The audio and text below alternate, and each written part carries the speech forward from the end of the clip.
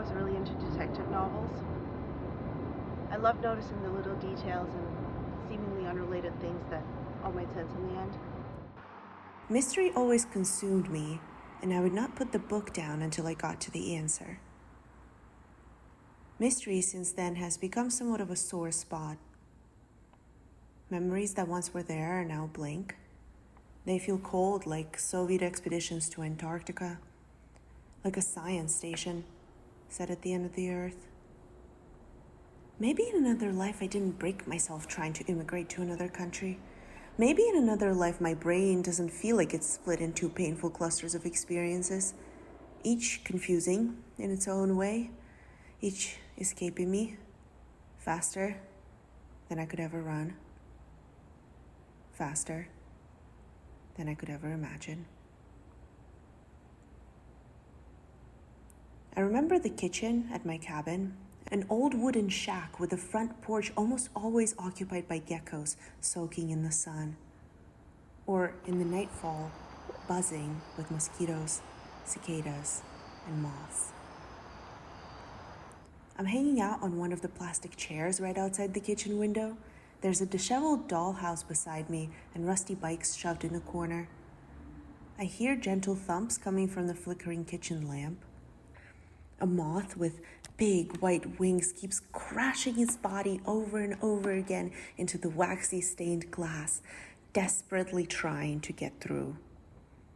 I observe it as scientifically as a 7-year-old can, though I can't help but feel a little bad.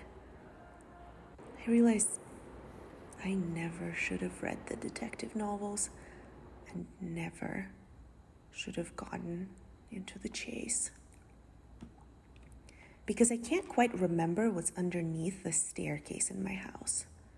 I can picture a dresser in the top drawer, hair ties, keys, magnets, everything my parents gathered over the years, distributed into white bins. The bins have a sticky, plasticky texture. There's dust and hair and pieces of junk in the corners. And they're probably gross, but feel familiar.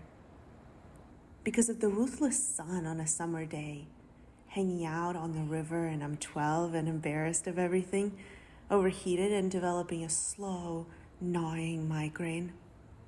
Ice cream melting into my fingers, making them feel sticky. Because of the secret my best friend told me when I was 8, that turned my world upside down. Because of that Egyptology book I used to read with cutouts and riddles. Because of the remarks my friend's mom used to make about my body. Because when something is said, it cannot be taken back. And something is lost forever. I keep searching for something out of place, something that will finally confirm there's more to this than it seems. I buy detergent and gum at the supermarket. My eyelids feel cold like they don't belong on my body. The spirit Halloween across the street seems so comforting. All the plastic outfits and decorations ending up at a landfill, making it feel like I could wrap myself in them for protection, like putting leftovers in a Ziploc bag. Clean, disposable. I buy a chocolate bar for $1.25. Chain stores seem like the only permanent thing.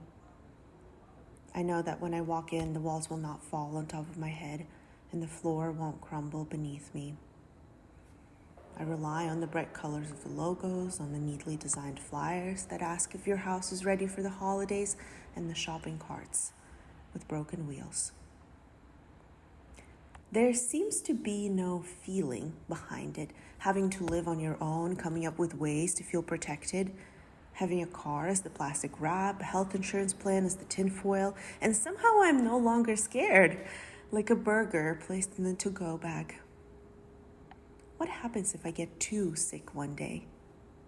What happens if my car decides to stop in the middle of the highway? What happens if I lose all the files on my computer?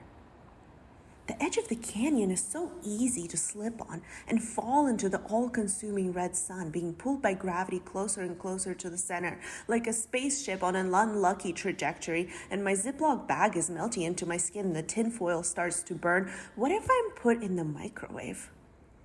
What if I burn the house down? The stream of tasks I need to complete to reach another level at some point becomes too long, and somehow I can never get it perfect. It's the cost of a new life, not having many choices left. Can I find a new costume in the spirit of Halloween? I can be a cat or a mummy. I can be anything you want me to be. I find myself wishing for an answer. I find myself begging for the black and white, praying to gods I've never believed in, gods I know nothing about. Heaven or hell has no difference to me, because all I've ever really wanted was some place to belong. I keep holding on to moments like hanging onto an edge of a cliff, drops of salt water and sea foam just barely reaching my feet, the sun shining on me so mercilessly, yet detached, watching me as I scream in agony, feeling the rock under my nails and the feathers gently grazing my skin. I think I got so into the mysteries that life itself started feeling like one. Maybe because life never felt quite right to begin with, and I struggle to define myself within it. I am the old cabin in the woods with a secret basement, the gray sky and the field of wheat, the cold wind and the freezing fingers, the UFO in the sky, the red sun on the edge of the horizon in the water-carved canyons, the disposable coffee cup. I am the old comic book stack with ripped pages, the dust on the shelf, the blinking light post, the construction site in the forest, the pair of broken earbuds, the vending machine in a dying mall. I am just a little bit unsettled. The extra puzzle piece put in the box to confuse you, the outdated map, the faded photograph, the lost, the forever existing and forever dying, the memory that shouldn't exist. I have learned what it's like to search for things, to keep searching for things that don't have answers, to open doors that melt into the wall. I scratch at the surface like a wild beast trapped in a cage, but I can't get through. The sun is destructive because it is empty. It's a black hole that never ends, the promise of satisfaction with no substance. I've wanted a clean moral slate since I got consciousness, to come from nowhere, to have no story, to be reborn out of ash like a phoenix, and to finally get a chance at perfection.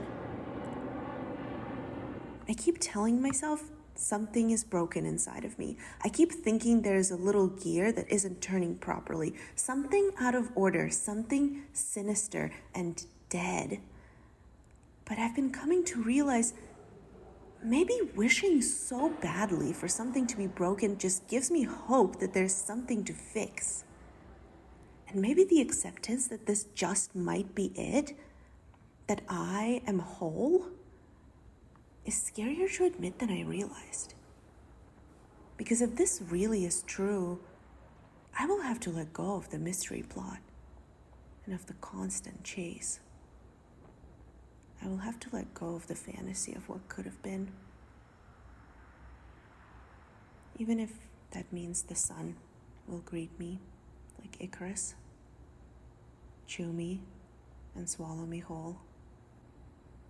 While my brain is melting into the lava, while I get ready for the salt water to flood my lungs, and I feel the fall,